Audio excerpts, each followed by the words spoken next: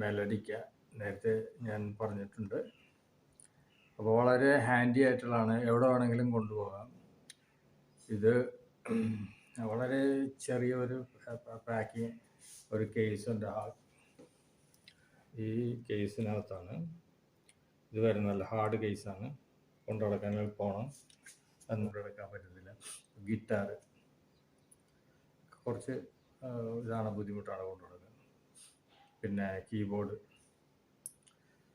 പിന്നെ വയലിൻ കൊണ്ടു നടക്കാൻ വന്നാലും വളരെ കെയർ വേണം, എക്സ്ട്രീം കെയർ വേണം. ഇതെന്ന് വെച്ച് കഴിഞ്ഞാൽ അത്രയൊന്നുമില്ല, കൂടുതൽ 2 അടിയുടെ വലിപ്പത്തിലുള്ള ഒരു ബോക്സിനകത്താണ് ഇത് വരുന്നത്.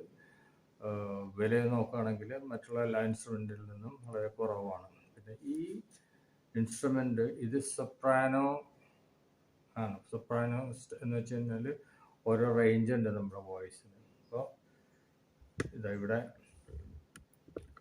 കാണിച്ചിരിക്കുന്ന C1, C2, C4 തൊട്ട്.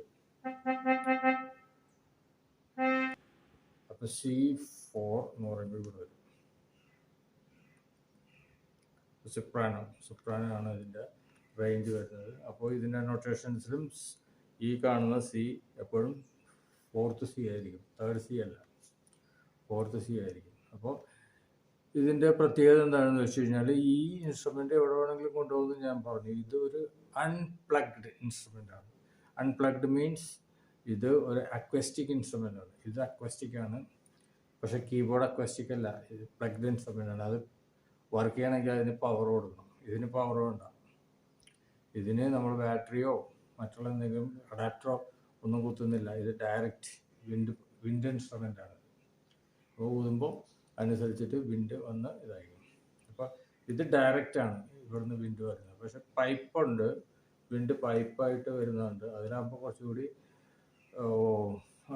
സ്ട്രെങ്തായിട്ട് നമ്മൾ പ്ലേ ചെയ്യണം. അത്രയും ഏരിയ അതിനകത്ത് ലോസായി പോകും, മീൻസ് എയറിൻ്റെ. അപ്പോൾ അതാണ്.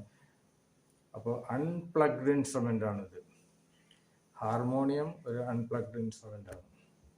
അല്ലെങ്കിൽ പഠിക്കേണ്ടവർക്കും പ്ലേ ചെയ്യുക, കോഡ് എല്ലാം അതേപോലെ തന്നെയാണ്. അപ്പോൾ ഈ ചാനൽ ഇഷ്ടപ്പെട്ടാൽ ലൈക്ക് ചെയ്യുക, ഷെയർ ചെയ്യുക, സബ്സ്ക്രൈബ് മെയിനായിട്ട് ചെയ്യുക. എന്നിട്ട് ഞാൻ അടുത്ത ക്ലാസ്സിൽ ഇതിൻ്റെ ബാക്കിയുള്ള